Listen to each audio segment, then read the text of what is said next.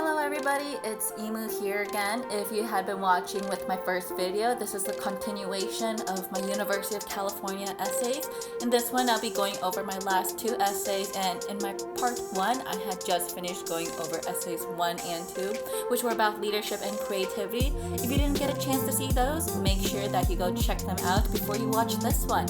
And yeah, hopefully you guys enjoy this video as much as you enjoyed the last one. Once again, my essays will be linked in the descriptions down below, and stay tuned for even more college essays and college advice videos. Okay, so the third essay I wrote is going to be on topic number 7, and it asks, what have you done to make your school or your community a better place? So let's get into this one. I love teaching, and I created my chance as a student representative of the Western Association of Schools and Colleges Accreditation Council. I became aware of the discrepancy between the grades of those in the ELD class and everyone else's, and after expressing my desire to use my bilingualism to help the Mandarin-speaking students, I soon scheduled an appointment to meet with the ELD teacher to create a plan for study hall sessions. Awkward rough starts eased themselves into weeks of cooperation that allowed me to learn about the personalities of each student while teaching them math and English. I loved working with Ruga, who scrambled through her notebook to find a page that was not yet scattered by Chinese characters and rating symbols. Circling the key words in the problem, I drew a diagram with X on the opposite leg of my hypotenuse, asking if she knew where the 63 degrees ought to be. When she averted her eyes, I smiled and explained that the lower jiao connected the top of the lamppost and the shadow's end was the angle of elevation. Nodding, Ruga made notes next to her diagram and set to work. I looked around at the circle of heads deep in calculations as we reviewed their recent trigonometry exam. I wanted to help the transfer students overcome the language barrier. After math, we worked on terminology for biology, and I translated cytoplasm into shibaozhi and speed to sudu. They were bright students who were capable of understanding concepts, but fell behind because they could not comprehend the English words that sped through their ears. My hope was that they could achieve the same level of learning and experience the same high school life as every native English speaker could. I would do everything in my power to assure that everyone has access to the opportunities behind locked doors. The lunch bell dismissed the period, and I chatted with Ruga as we entered the already packed hallway. Holding her hand, I led her through the crowd onto our next agenda, introducing her to the volleyball team.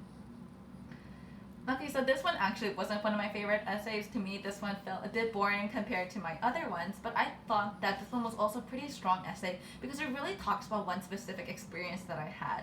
And not only this, it shows what exactly I did for my community and why it was valuable to me.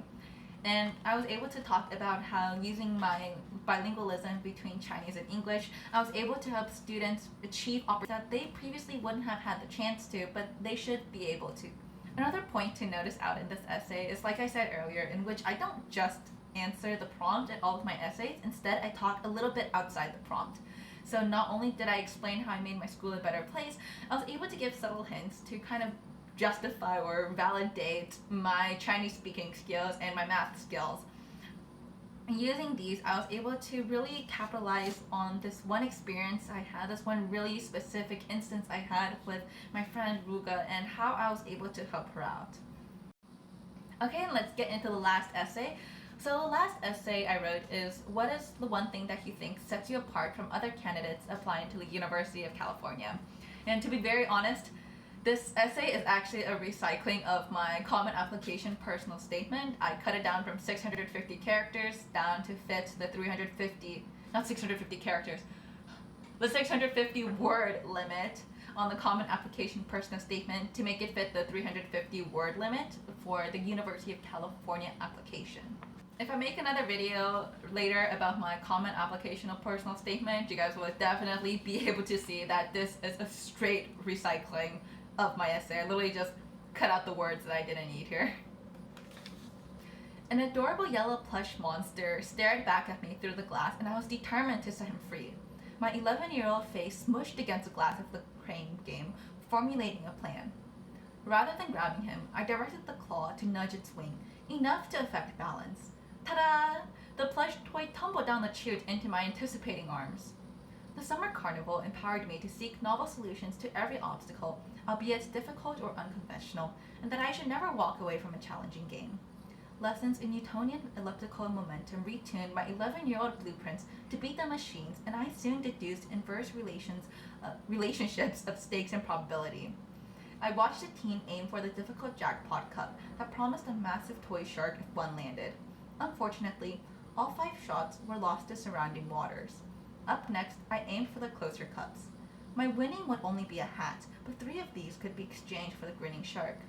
Though my first attempt lost itself to too much power, I adjusted to land my next 3 and skipped off with a toothy new friend. I became determined to crack the so-called impossibly rigged games that bespoke coveted codes, a mindset that I carried into academics. Researching neuroeconomics with Professor Bryan at the University of Chicago, I eagerly jumped to amend my tactics when coding schemes failed to be statistically significant. Though I may have been disappointed, I was not dispirited. The drive to formulate successful paths in every impossible chance I take shapes my ability to think outside the game's limited movements and formulate creative strategies.